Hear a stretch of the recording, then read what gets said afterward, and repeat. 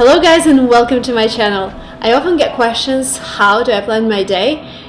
During the day I have so many activities, so I have two YouTube channels, one in Russian, one in English, and I try to do 2 videos per week, which makes it 4 videos that I have to release during just 1 week. Also, I run my own startup, which is growing rapidly, so there are loads of tasks associated with my company. And I also just moved to the States. That means a lot of paperwork, a lot of new people that I meet. So I decided to share my tools of planning my day in this video. The first thing that I like to mention is that you need to get rid of the tasks that you don't actually need. For example, I remember days 2 years ago, 3 years ago, when I would get hundreds of emails per day. And then I realized that emails don't really make sense because they just pile up. And right now, all of my team, we're connecting through Messenger. So we use Telegram, but you can use Slack, you can use WhatsApp, whatever is better for you.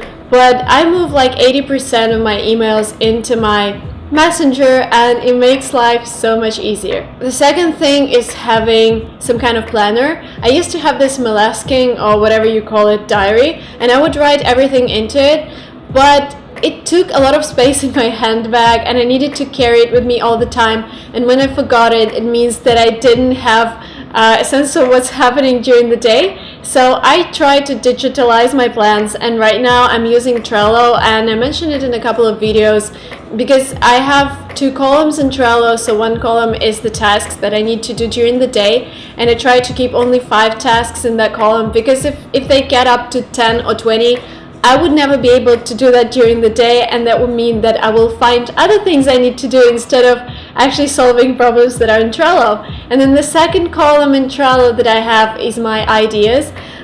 So I put everything that I want to do, everything that inspires me, and then when I run out of tasks during my day, I just pop into the second column and I drag the tasks into my first one.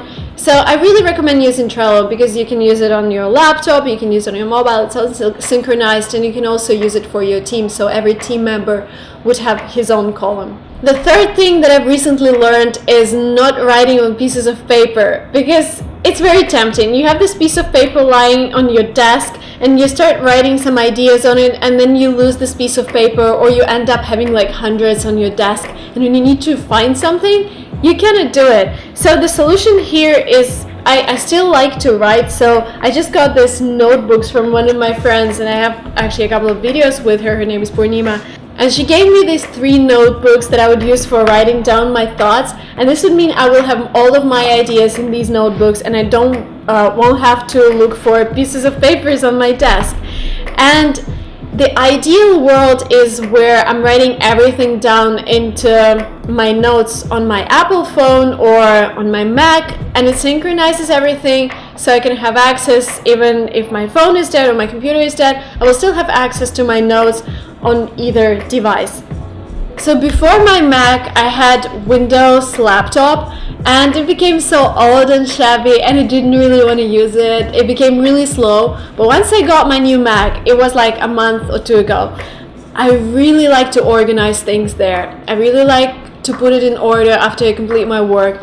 I really like the feeling when I'm holding in my hands. The same with these notebooks. When I saw them, I was like, oh my god, they're the most beautiful notebooks I've ever seen.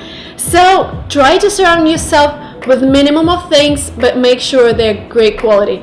Another thing which happened to my MacBook, so I used to carry it without any cover, which was really stupid because I have scratches right now on the edges, but I was lucky to have a company called TomTalk send me a couple of cases, and this case is perfect for your day-to-day tasks because it has a pocket for the charger, it has a pocket for your phone, and then it's so nice and soft on the inside. I even envy my MacBook because it has this soft layer touching it, and very practical if you travel. So I can just put this case into my carry-on baggage, and I don't have to carry my MacBook because it's so heavy.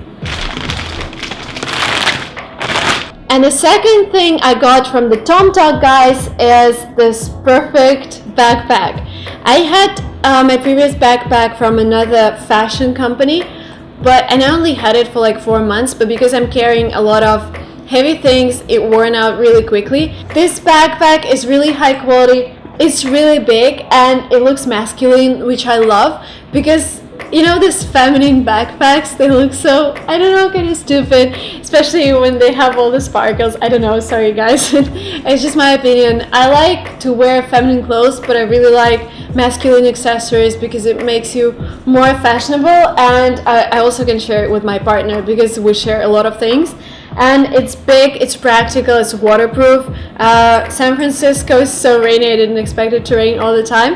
And again, when I'm just traveling with my backpack, maybe it's a day in the valley or it's a day in Los Angeles, I can just take this and it will hold my Mac, it will hold my notepads, it will hold my phone. So really, really practical, guys. And if you're looking for this kind of solution, I will leave all the links under this video so you can order something similar. They also have gray ones. I love gray ones. You can try both.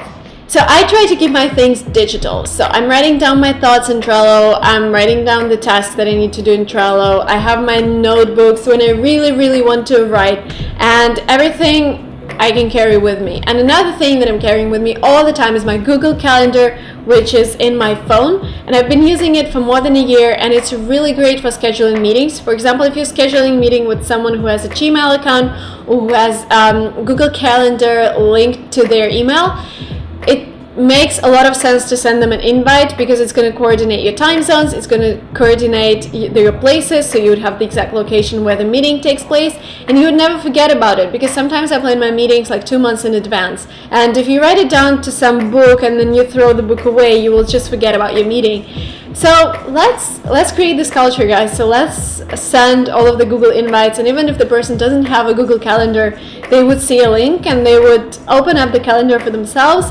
And another thing that I'm using all the time is calendly.com. It actually synchronizes with your calendar, and you can give a link to your Calendly and tell the person who wants to talk to you, hey, here are the few times that work for me, and the person goes to your Calendly and they see all the availability dates and times, and there's also no need to recalculate time zones. Very useful thing, especially guys, if you booked a consultation with me, you would receive my Calendly link and you'll see all the times that I'm available. Super useful.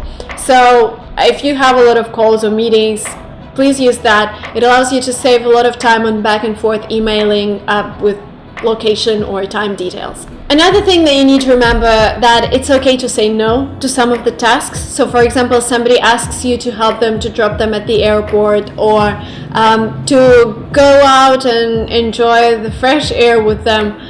Sometimes it's okay if you have other things to do. It's okay to say no. It's better than saying yes and then not really enjoying the moment or regretting that you're wasting your time on something you don't have to do right now. So it's okay to say no, and it's your life and you control it. So if somebody asks you to drink on Saturday but you know that you have something planned on Sunday, just say no. And I like the American culture here because nobody would try to convince you that you should really go. If you say, I need to leave the party early, everybody would be like, okay, that's okay, we understand that you need to work. Another thing that I'm unfortunately really bad at is trying to make plans and sticking to a plan. So for example, I'm trying to post a picture on Instagram every day at 9 p.m., which turned out to be such a difficult task because sometimes I have these boring days when I sit inside and I just work and I don't have any pictures to post. Or I travel to some location like St. Petersburg in January, which is just rain and snow and there's no inspiration around me.